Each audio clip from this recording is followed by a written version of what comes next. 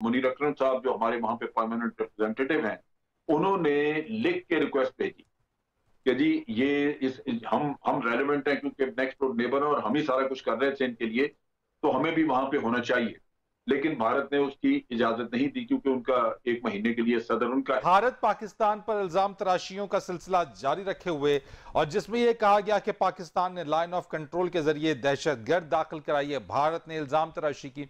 इसी के साथ साथ सलामती काउंसिल के हवाले से जहां पर पाकिस्तान को भी मौका देना चाहिए था, वो प्लेटफॉर्म पाकिस्तान को तो ना दिया गया। क्या वजह है कि भारत हमारे खिलाफ इल्जाम तराशी कर रहा है?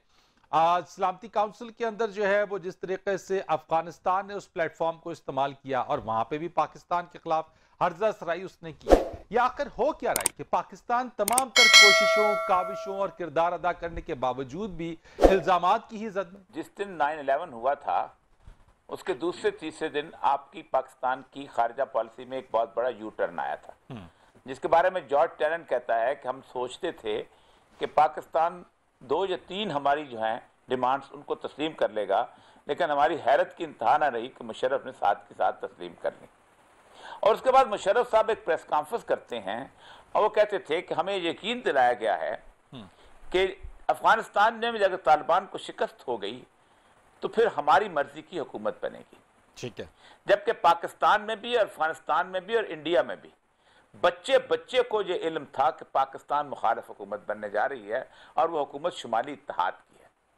पाकिस्तान मुखालिफ हुकूमत इसलिए मैं कह रहा हूं कि 1996 में जब काबुल फतह हुआ था तो अहमद शाह मसूद का घर जो दुशंबे में था उसमें इंडियन एम्बेसडर आया था और अहमद शाह मसूद ने अपनी टोपी उतार कर कहा था कि अगर अफगानिस्तान में मुझे इतनी सारी जगह भी मिल जाए तो मैं तालिबान के खिलाफ लड़ूंगा।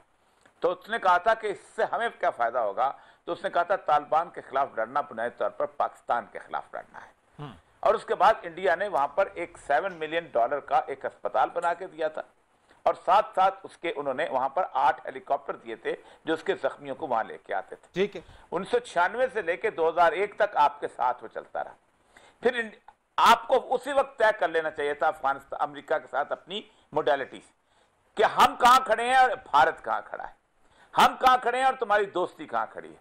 20 साल पाकिस्तान की फॉरेन पॉलिसी का लेवल ये रहा कि एक नॉन नेटो एलाई के मुखालिफ अमेरिका बाकायदा अपनी गवर्नमेंट के जरिए जो अफगानिस्तान में उसने कायम की, बाकायदा उसने कौंसल खाने खोले, बाकायदा वहां से सपोर्ट मिलती रही, बाकायदा वहां से टीटीपी को सपोर्ट मिलती रही, बाकायदा वहां से कुलभूषण यहां आता रहा, बाकायदा वहां से मैं एक एक ठिकाने को जानता हूं जहां बरोच और चर्चिल वहां जाते थे और उनको सपोर्ट मिलती थी। जहां फिर बाकायदा ईरान के साथ एक मुआहदा करवाया गया और उसके साथ जरिंज के रास्ते इंडिया को बाकायदा एक लीवरेज दिया गया कि चाबार का रास्ता आएगा तो खुलेगा।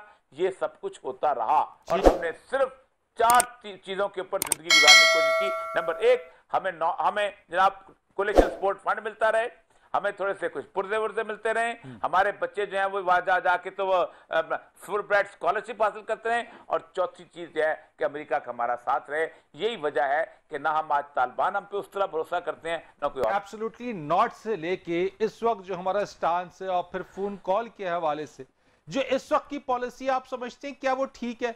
क्योंकि पॉलिसीज अगर बेहतर आपके अंदाज में आगे बढ़े तो फिर भारत की इल्जाम तराशी, अफगानिस्तान ने जिस तरीके से सलामती काउंसिल का जो प्लेटफॉर्म इस्तेमाल किया, ये पाकिस्तान मुखालिफ बयानियां क्यों आ रहे हैं? अब कुछ तो बेहतरी होनी चाहिए थी हमारे हमारे हमारे फॉरेन पॉलिसी के हवाले से। 2 चीजें ध्यान में रखनी चाहिए थी। एक तो अमेरिका की तारीफ कि वो एक काम आपसे करवाता है फिर दूसरा बता देता है, वो खत्म होता है तो तीसरा, डू मोर के कभी उस पर खात्मा नहीं हुआ। हम समझते हैं कि हम ये काम कर देंगे हमारे ताल्लुकात ठीक हो जाएंगे, हमारा एक ताल्लुक बन जाएगा। नहीं, ऐसा नहीं है, उनका अगला तैयार होता है काम। लिहाजा भी आप बहुत लंबे किस्से में फंस जाते हैं जहां आके किसी पॉइंट पे आप रुके तो अमेरिका का आपके साथ मामला गड़बड़ हो। किस तरफ भारत की इल्जाम तराशी, दूसरी तरफ जो है वो यूएन के प्लेटफॉर्म से अफगानिस्तान पाकिस्तान पर हर्जा असराई करता है, पाकिस्तान को मदऊ नहीं किया जाता। तमाम तर चीजें होने के बावजूद भी पाकिस्तान की उन चीजों का एक्नॉलेज क्यों नहीं किया जा रहा है? कि अभी भी हमारी कोई पॉलिसी जो फॉरेन पॉलिसी है वो लैग करती है, जिसकी बिना पे हमें इस तमाम चैलेंजेस का सामना करना पड़ रहा है? जो इंडिया ने रोल प्ले किया वो नेचुरली हमारी वीकनेस थी। इंडिया ने प्ले किया, वो पहले भी प्ले कर रहा था। और अभी जो अमेरिका की तो सर अभी भी आपको लगता है कि एज ए स्पॉइलर के तौर पर अपना किरदार वो अदा कर रहा है और तैयार बैठा हुआ है कि जब मौका मिलेगा वो स्पॉइलर का किरदार अदा करेगा? जी, वो कर रहे हैं। उन्होंने अमेरिका की और जो इंडिया की स्ट्रेटेजिक पार्टनरशिप होने जा रही है, नेचुरली उसमें इंडिया की ख्वाहिश होगी कि वो हमें हर जगह पे जो है वो हम पे चढ़ दौड़े और हमें जिस तरीके से भी नुकसान पहुंचा सकता है वो पहुंचाए, और वो कर भी रहा है।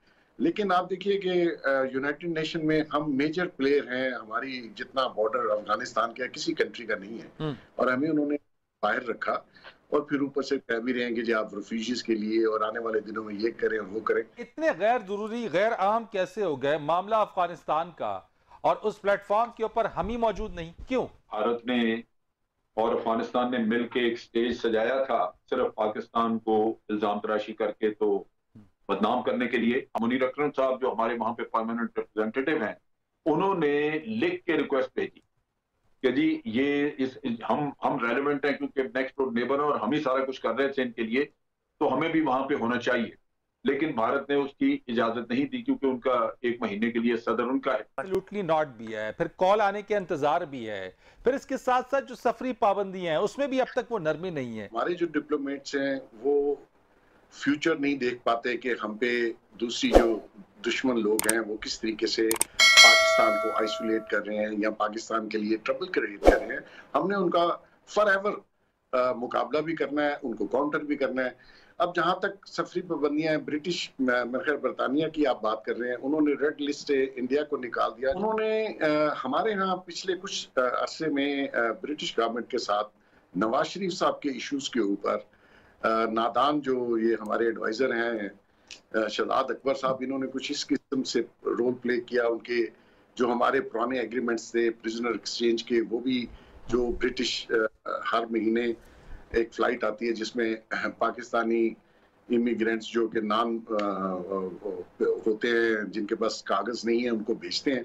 वो फ्लाइट आई, इन्होंने permission the, flight I, airport पे खड़े दी, वापस कर दी। उससे और 2-3 चीजें उन्होंने ऐसी की कि आप देखिए कि वो इतने नाराज हैं कि शेख रशीद इंटीरियर मिनिस्टर साहब को भी उन्होंने वीजा रिफ्यूज कर दिया और हमें रेड लिस्ट से नहीं निकाला।